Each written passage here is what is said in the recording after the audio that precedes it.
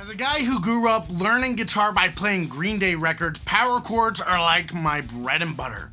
I play them all the time, I use them everywhere, and that's the beautiful thing about power chords is they can be used for everything. However, after a while, sometimes you get bored with power chords. So what do you do there? Today, I'm going to show you some alternatives that you can use for power chords that are going to add a little bit more flavor and a little bit more spice to your playing than just always having power chords. So stay tuned because that's what we're going to go through today. Like I just said, guys, I love power chords. You can use them anywhere and they're extremely versatile because a power chord technically is not major or minor. A power chord can function in a major or minor way. Why is that? Because a power chord is two notes. Now, a major chord or a minor chord has to be at least 3 notes, and that's made up of the first, the third, and the fifth for a major chord, or the first, the flat third, and the fifth for a minor chord. But a power chord doesn't have a third or a flat third in it. It is the first and the fifth, which means you can play a power chord anywhere you have a major chord or anywhere you have a minor chord. It doesn't matter. That's one of the beautiful things about it. So that means if you know where the 7 root notes are for all the chords in any given major key or minor key, I could do this. Let's do the key of G. So my G note is here, my A note is here, my B note is here, and then my C note is here, D is right here, E is right here, and then we're gonna leave F sharp out of this because F sharp has a flat fifth. So it'll be a little bit goofy from a power chord stance. But if we know those first 6 notes, we can play a power chord on each of them.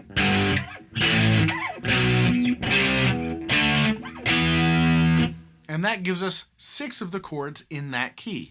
If you really want to play the 7th, you can, but it is diminished. So normally with a power chord, we would play the root note and then the 5th.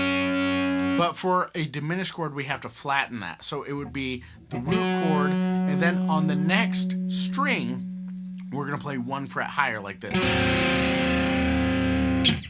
And so that gives you that diminished sound.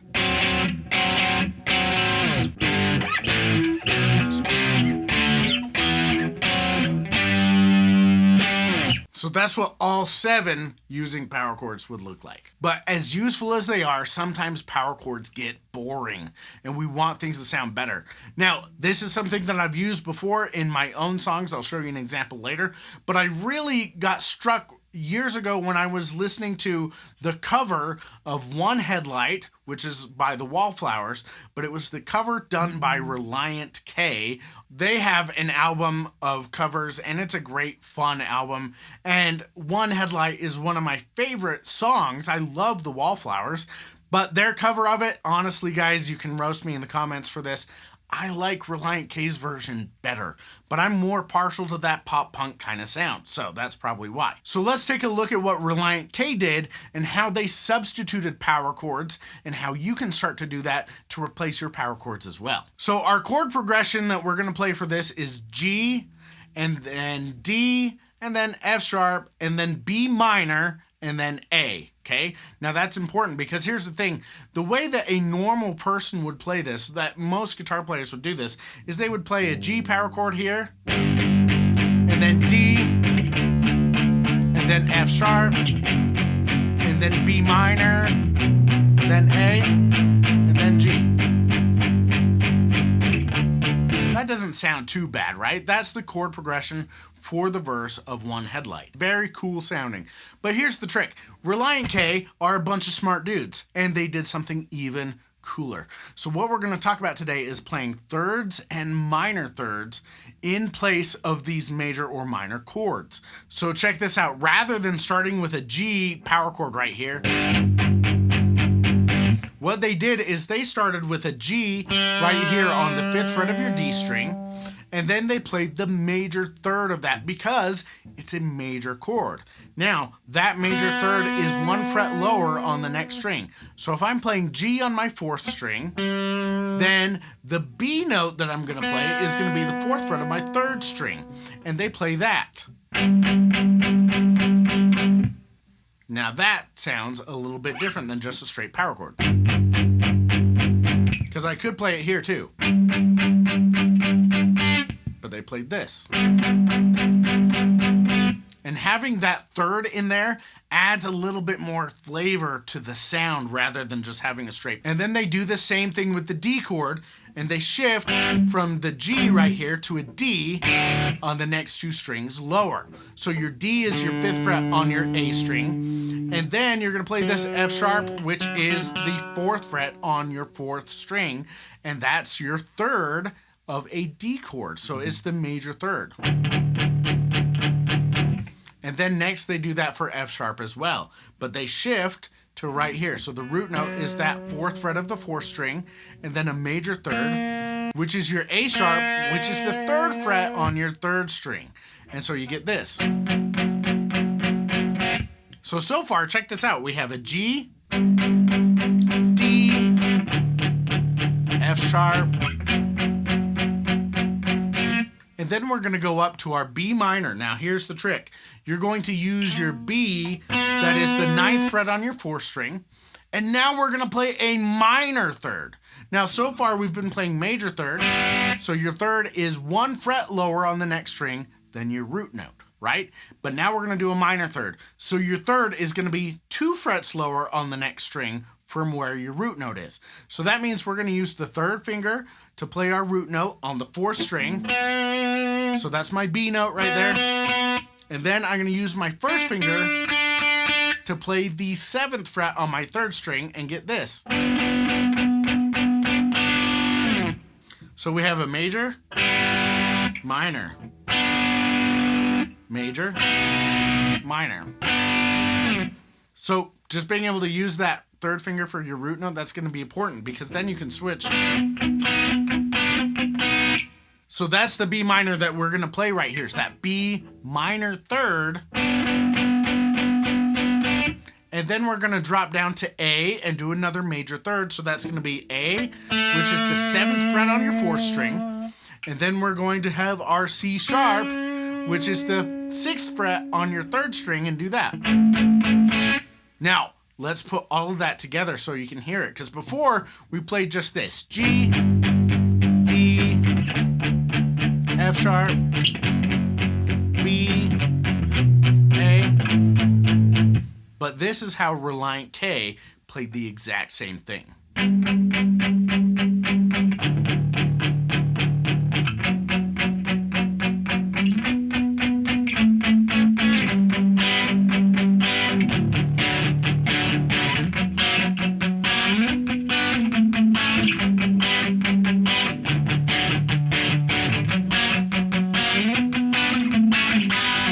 Now here's why that is so cool. These minor 3rds and major 3rds, they give you more flavor to your chord, because otherwise everything is a 5th and there's no major or minor, right? But by using a major 3rd or a minor 3rd, we're still playing 2 strings like we do for most standard power chords. A lot of standard power chords, you're playing 2 strings. If you want to add the octave of the root note, so it's the same note but 1 octave higher, then we're playing 3 strings. But if we play much more, most of the time with distortion like this Marshall stack that I'm playing through, it starts to get muddy. And so if I were to play that,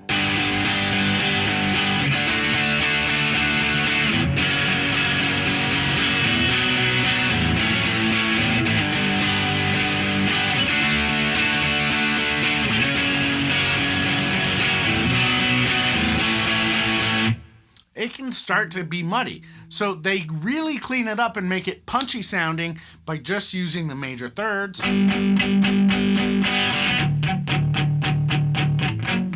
And then a minor 3rd on B minor.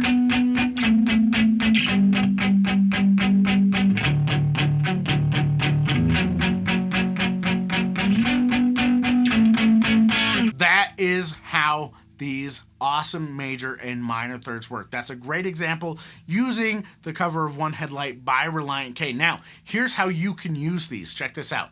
If you know the first 6 notes of any key that you need to be in. And here's a little framework that you can use, okay? If I'm in the key of G, we're gonna have G, 2 frets higher A, 2 frets higher, we're gonna have B, and then we're gonna shift to the next string and play the exact same fret. So we'll have C, D, B. Now, the cool thing is, that's movable. So if you need to be in the key of A, you play the same pattern. So we'll have A, B, C sharp, and then D, E, F sharp. Or if you need to be in the key of B flat, we're going to play it right here with our B flat first and play the same pattern. Right? So you can use this for anything, but here's how it works. Once you know where your root note is, your first chord in any major key is a major chord. So you would use a major third. Your second chord is minor, so you'd use the minor third. Your third chord is minor, so you'd play the minor as well. Your fourth is major, so we're going to do major there. Your fifth is major, so major third again. And then your sixth is minor. And then technically you could do the minor for your diminished, because your diminished chord also has a minor third in it. That's actually a good workaround for when you have to play a diminished chord if you don't know diminished chords. And so that way you can take that and go G, that's my 1 chord. A minor is my 2 chord. B minor is my 3. C is my 4th. D is my 5th. E is my 6th. F sharp is the 7th. And then back up to G. Now that gives you a really cool alternative that you can use for power chords anywhere you run into them. So if you ever find yourself going, man, this is a cool chord progression, but I'm really kind of tired of power chords right now. What can I do that's going to sound cool? Try using major thirds or minor thirds in place of that. The only trick is you have to know that your 1 chord in the key is major, your 2 and 3 are minor, your 4 and 5 are major, and your 6 is minor, and your 7 is diminished. If you do that, then you know that you can use the major one for your 1st, your 4th, your 5th. You can use the minor one for your 2nd, your 3rd, your 6th, and your 7th, and that will give you an alternative sound that you can use 2 strings and still sound really, really cool and punchy and powerful, but it gives you a little bit more flavor, a little bit more spice, because if we just play this,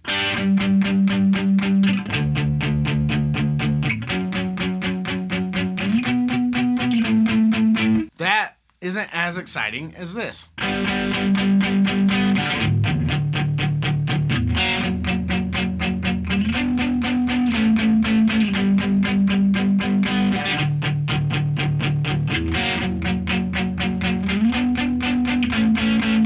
So there you go, guys, some fun alternatives for power chords. I hope that that was helpful for you and that you get a lot out of it. If you did find that helpful, I do have more for you. If you go to simpleguitar.com/top10, there you can get my guide, the top 10 things to learn on Guitar First. And really, it's 10 things that if you learn these, they're going to give you a lot of bang for your buck. And power chords is actually one of the first things I think that you should learn.